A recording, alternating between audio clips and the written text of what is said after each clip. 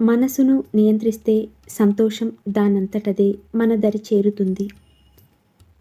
నీవు సంతోషంగా ఉండు. ఈ సంతోషాన్ని నలుగురితో పంచుకో.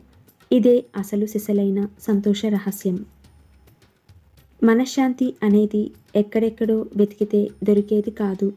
అది నీలోనే ఉంటుంది. మనసు ఆరోగ్యంగా ఉంటేనే మనిషి ఆరోగ్యంగా ఉంటాడు. మనసు ఆరోగ్యంగా ఉండాలంటే గతాన్ని తక్కువగా ఆలోచించు, భవిష్యత్తును ఎక్కువగా ప్రేమించు. ప్రశాంతమైన మనసు కంటే గొప్ప సంపద ఏదీ లేదు. శాంతంగా ఉన్నవారే జీవితంలో ఏదైనా సాధించగలరు. మనం ఇష్టంతో చేసే పనులకు విజయాలు ఎక్కువ.